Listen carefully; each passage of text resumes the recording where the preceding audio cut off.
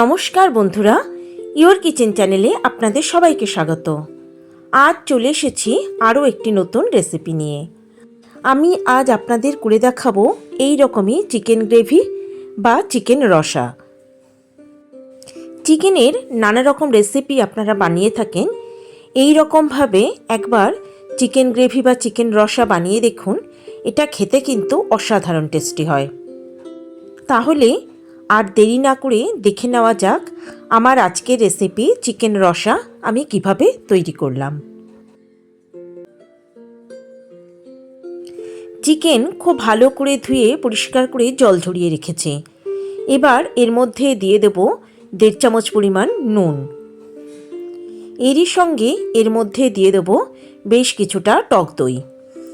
এবার টক দই আর নুন দিয়ে চিকেন পিসেসগুলোকে খুব ভালো করে ম্যারিনেট করে নেব। এইভাবে যদি নুন আর টক দই দিয়ে চিকেন ম্যারিনেট করা হয় তাহলে চিকেনগুলো কিন্তু খুব সফট হয়। এবার এটাকে ঢাকা দিয়ে অন্তত 30 মিনিট রেখে দেব।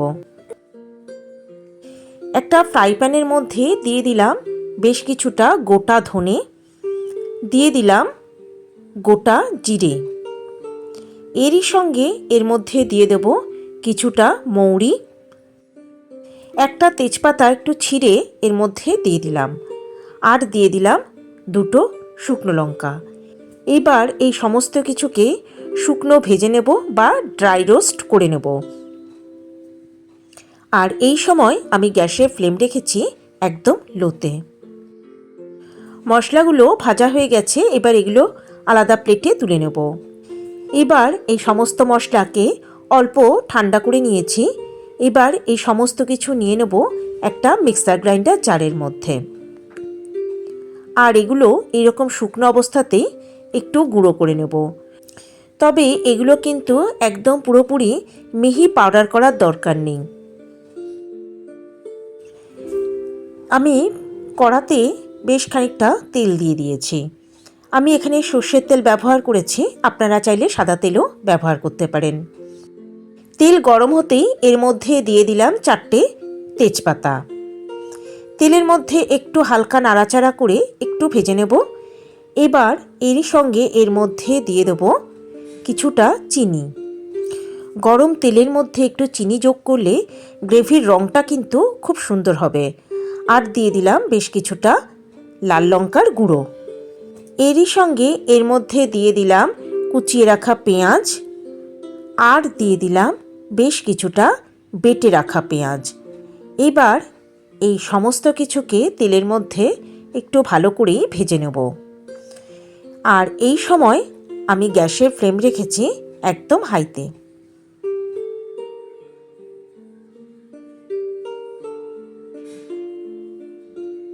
হাই ফ্লেমে প্রায় 4-5 মিনিট পেঁয়াজ বাটা আর পেঁয়াজ কুচি খুব ভালো করে ভেজে নিয়েছি।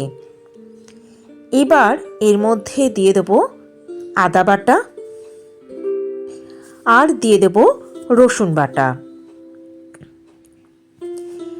এরই সঙ্গে দিয়ে দেব ধনে গুঁড়ো, দিয়ে দেব জিরে গুঁড়ো, দিয়ে দেব কিছুটা হলুদ গুঁড়ো, দেব লঙ্কার গুঁড়ো, দিয়ে দেব কাশ্মীরি লঙ্কার গুঁড়ো। আর এরই সঙ্গে এর মধ্যে দিয়ে দেব ম্যারিনেট করে রাখা চিকেন পিসেসগুলো, আর দিয়ে দেব পরিমাণ মতো নুন। চিকেন ম্যারিনেট করার সময় ওর মধ্যে নুন দিয়েছিলাম, তাই এখানে নুনের পরিমাণটা কিন্তু বুঝেই দিতে হবে। এবার এই সমস্ত কিছুকে খুব ভালো করে কষিয়ে নেব। সমস্ত মশলার সঙ্গে চিকেন যত বেশি ভালো করে কষানো হবে, চিকেনের মধ্যে মশলার স্বাদ এবং গন্ধ দুটোই কিন্তু খুব ভালোভাবে ঢুকে যাবে। এর ফলে চিকেনের স্বাদ কিন্তু অনেক ভালো হবে।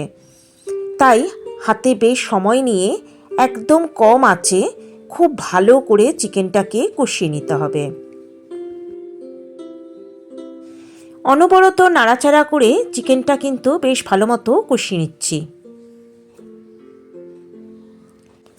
আরও বেশ কিছুক্ষণ চিকেন পিসেসগুলোকে খুব ভালো করে কষিয়ে নিয়েছি। আর দেখতেই পাচ্ছেন এর থেকে কিন্তু তেল ছাড়তে শুরু করেছে, কিন্তু কড়ার নিচে এখনও কিন্তু অল্প পরিমাণে লেগে যাচ্ছে। যতক্ষণ না এগুলো কড়ার নিচ থেকে উঠে আসছে আর কড়ার মধ্যে লাগছে না, ততক্ষণ কিন্তু এগুলোকে লো ফ্লেমে খুব ভালো করে কষাতে হবে।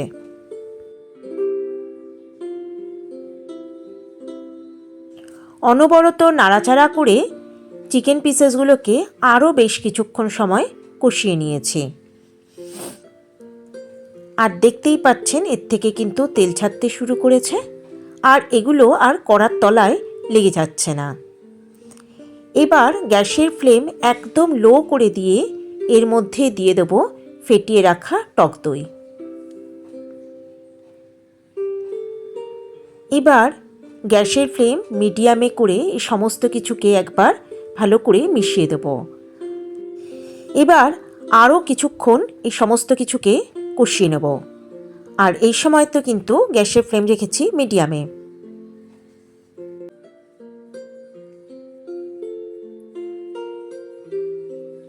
সমস্ত কিছু খুব ভালো করে কষিয়ে নেওয়ার পর এবার এর মধ্যে দিয়ে দিলাম যে ভাজা মশলা তৈরি করে রেখেছিলাম সেই ভাজা মশলা। সমস্ত মশলার সঙ্গে চিকেন খুব ভালো মতো কষিয়ে নেওয়ার পর যখন তেল ছাড়তে শুরু করবে তখনই কিন্তু এই ভাজা মশলাটা যোগ করতে হবে। এর ফলে ভাজা মশলার যে স্বাদ আর গন্ধ দুটোই কিন্তু বজায় থাকবে।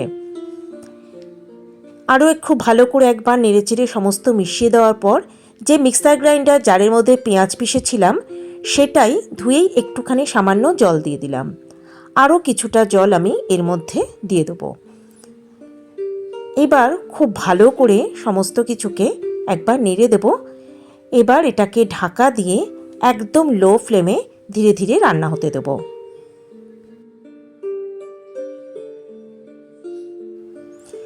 মাঝে মাঝে ঢাকা খুলে এগুলোকে কিন্তু একটু নেড়ে দিতে হবে।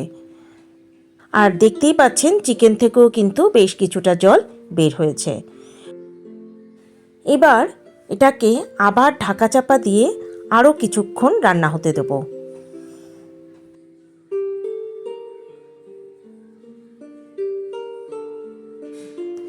ফিরে এলাম আরও কিছুক্ষণ পর। আর এটা গ্রেভি কিন্তু অনেকটাই ঘন হয়ে গেছে আর তেল উপরে একদম ভেসে উঠেছে। খুব ভালো করে আরও একবার নেড়ে দিলাম। এবার এর মধ্যে দিয়ে দেব কিছুটা গরম মশলার গুঁড়ো। খুব ভালো করে নেড়েচেড়ে সমস্ত কিছুকে একবার মিশিয়ে দেব। আমার সকল দর্শক বন্ধুর কাছে একান্ত অনুরোধ রইল আমার চ্যানেলটা সাবস্ক্রাইব করার ও পাশে থাকা বেল আইকনটা প্রেস করার। এবার এটাকে আমি ঢাকা দিয়ে কিছু সময় রেখে দেবো, তারপর গরম গরম পরিবেশন করব।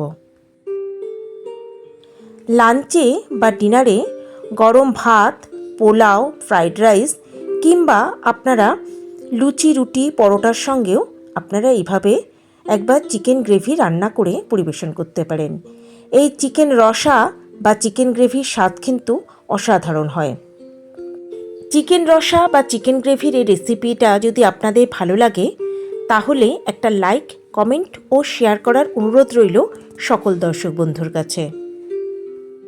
তবে আজকের মতো বিদায় বন্ধুরা, নমস্কার।